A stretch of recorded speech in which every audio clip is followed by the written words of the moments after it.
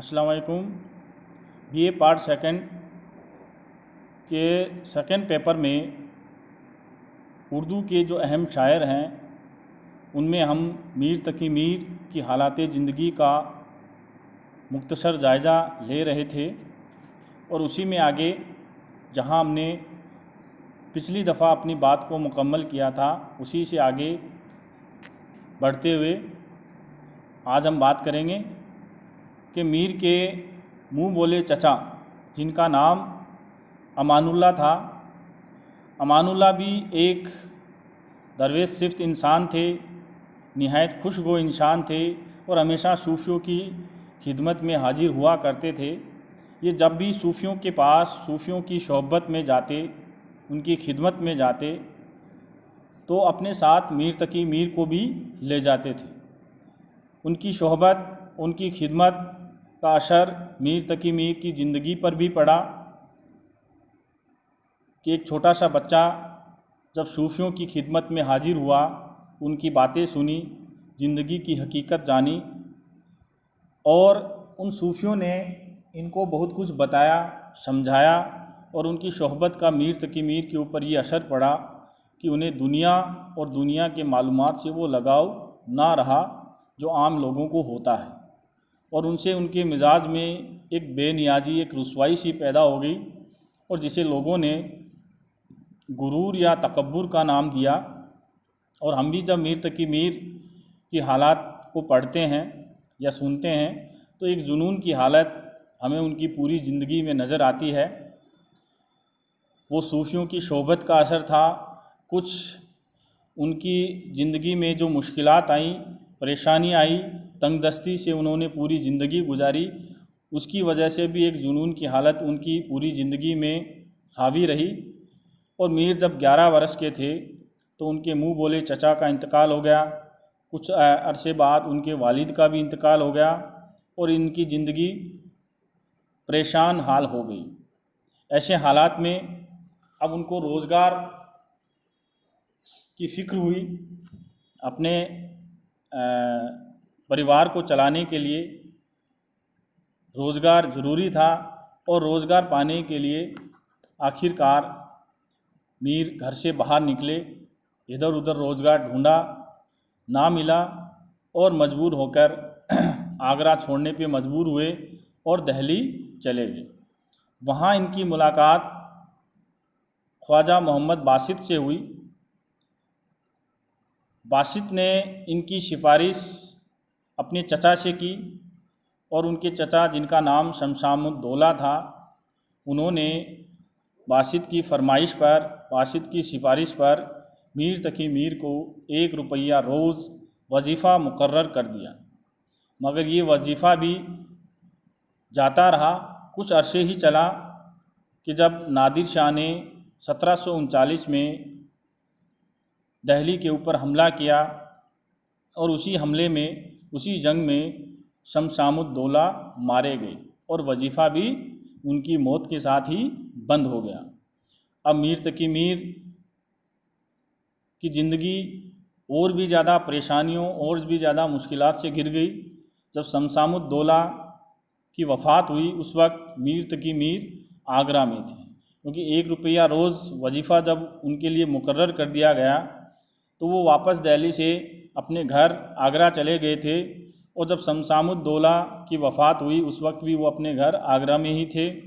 जब इस खबर को सुना तो मीर के ऊपर एक गाज सी गिर पड़ी। तंगदस्ती और बेरोज़गारी से परेशान हाल होकर मीर दोबारा दिल्ली का रुख करते हैं। इस बार अपने सौतेले मामू सिराजुद्दीन अली खां आरजू उनकी यहाँ पनाह लेते हैं, उनके पास जाते हैं। इस वक्त मीर की उम्र 17 बरस थी। 17 साल का एक नौजवान अपने सौतेले मामू के पास जाता है। शेर व शायरी का शौक़ मीर तकी मीर को बचपन से ही था और उस नौसिखिए शायर को जब उस समय के, उस वक्त के एक अजीम शायर उस्ताद सिराजुद्दीन अली खां आरजू की सोहबत मिली तो उससे मीर को बहुत ज़्यादा फ़ायदा मिला। उनकी फ़न शेर गोई को इस्तेकाम बख्शा। शहादत उमर वही के कहने पर शेर तो पहले ही कहने लगे थे, खान आरजू के मशवरे पर रेख्ता गोई शुरू की। अब वो उर्दू की तरफ माइल हुए, उर्दू में शेर व शायरी लिखना शुरू किया। आरजू के पास मीर 7 साल रहे। फिर जैसा कि इन्होंने खुद लिखा है कि सौतेले भाई हाफिज़ मोहम्मद हसन के लिखने पर, क्योंकि वो सौतेला भाई था और उसको ये पसंद नहीं आया कि मीर तकी मीर उसके मामू के पास रहें, इसलिए उन्होंने उसको लिखा। जैसा कि मीर ने खुद जिक्र किया है कि उनके भाई हाफिज़ मोहम्मद हसन ने अपने मामू को लिखा कि मीर मोहम्मद तकी फितना रोज़गार है, फितने फैलाता है, हरगिज़ उसकी तरबियत नहीं करनी चाहिए और दोस्ती के पर्दे में उसका काम तमाम कर देना चाहिए। इस बात से खान आरजू ने मीर तकी मीर की तरफ से आंखें फेर ली और जब आरजू के साथ वो रिश्ता कायम ना रहा और ऐसे हालत में मीर तकी मीर को उनका घर छोड़ना पड़ा।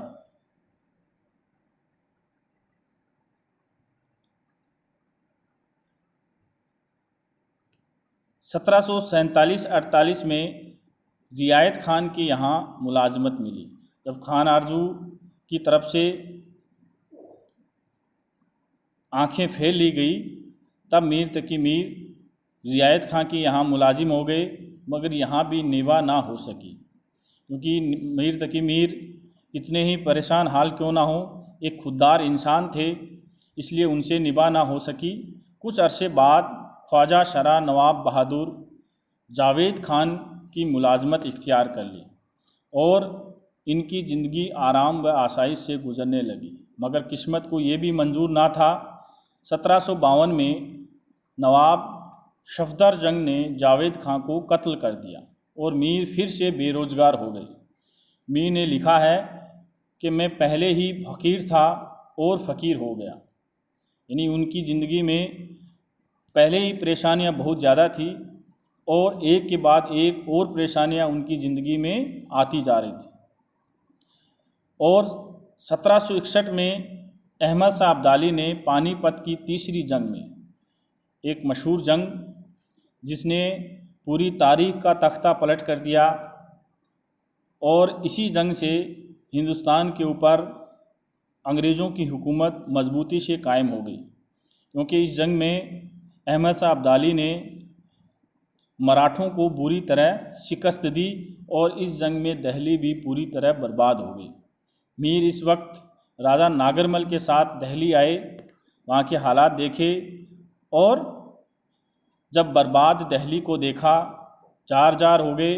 अजीम मुगलिया सल्तनत जिसकी बुनियाद बाबर ने रखी थी, मीर तकी मीर के सामने टुकड़े टुकड़े हो गई और मीर इस अरसे में ज़माने के इनकलाब की चक्की में पिसते रहे और आखिरकार 1781 ईस्वी में लखनऊ के नवाब आसफुद्दौला के दरबार में मुलाजमत इख्तियार कर ली और उम्र के आखिरी 31 बरस लखनऊ में ही गुजारे और आखिरकार 1810 ईस्वी 1225 हिजरी में इस दुनिया को छोड़कर चले गए। लखनऊ में ही उनका इंतकाल हुआ और वहीं उनको दफन किया गया। बहुत बहुत शुक्रिया।